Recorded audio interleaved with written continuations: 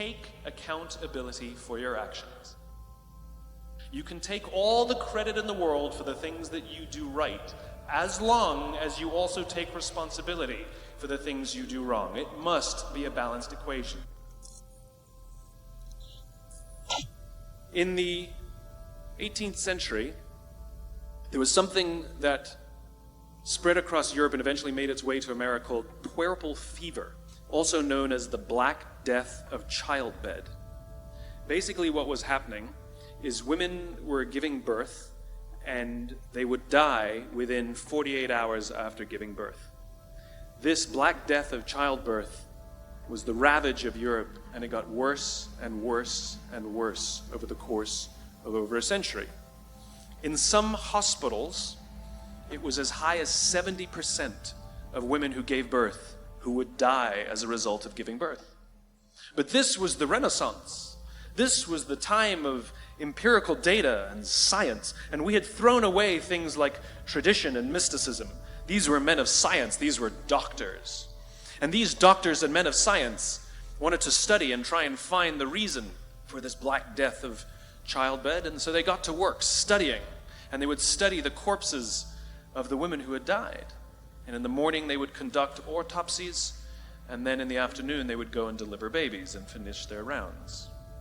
And it wasn't until somewhere in the mid-1800s that Dr. Oliver Wendell Holmes, father of Supreme Court Justice Oliver Wendell Holmes, realized that all of these doctors who were conducting autopsies in the morning weren't washing their hands before they delivered babies in the afternoon. And he pointed it out and said, "Guys, you're the problem."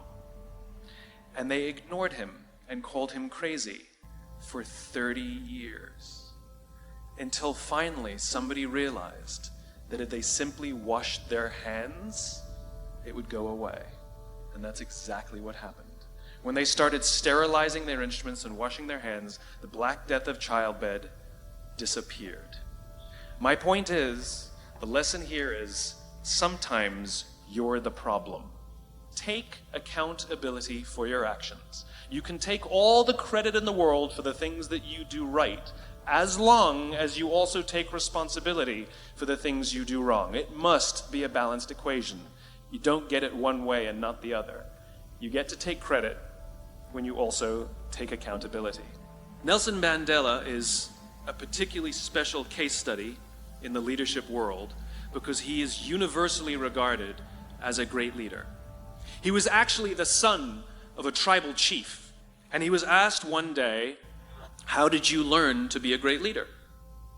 And he responded that he would go with his father to tribal meetings, and he remembers two things when his father would meet with other elders.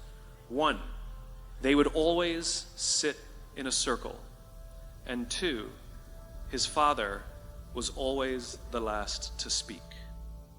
You will be told your whole life that you need to learn to listen. I would say that you need to learn to be the last to speak. I see it in boardrooms every day of the week. Even people who consider themselves good leaders, who may actually be decent leaders, will walk into a room and say, "Here's the problem, here's what I think, but I'm interested in your opinion, let's go around the room." It's too late. The skill to hold your opinions to yourself until everyone has spoken does two things. One, it gives everybody else the feeling that they have been heard. It gives everyone else the ability to feel that they have contributed. And two, you get the benefit of hearing what everybody else has to think before you render your opinion. The skill is really to keep your opinions to yourself. If you agree with somebody, don't nod yes. If you disagree with somebody, don't nod no. Simply sit there, take it all in, and the only thing you're allowed to do is ask questions so that you can understand what they mean and why they have the opinion that they have. You must understand from where they are speaking, why they have the opinion they have, not just what they are saying. And at the end, you will get your turn. It sounds easy, it's not. So a friend of mine and I, we went for a run in Central Park. The Roadrunners organization, on the weekends, they host races. And it's very common at the end of the race, they'll have a sponsor who will give away something, apples or bagels or something. And on this particular day, when we got to the end of the run, there were some free bagels. And they had picnic tables set up, and on one side was a group of volunteers. On the table were boxes of bagels, and on the other side was a long line of runners waiting to get their free bagel. So I said to my friend, let's get a bagel. And he looked at me and said, that line's too long. And I said, free bagel. And he said, I don't want to wait in line. And I was like, free bagel. And he says, nah, it's too long. And that's when I realized that there's two ways to see the world. Some people see the thing that they want, and some people see the thing that prevents them from getting the thing that they want. I could only see the bagels. He could only see the line. All the great leaders, everybody from Martin Luther King to Steve Jobs, every single one of them, those with the capacity to inspire, they all think, act, and communicate the exact same way, and it's the complete opposite to the rest of us.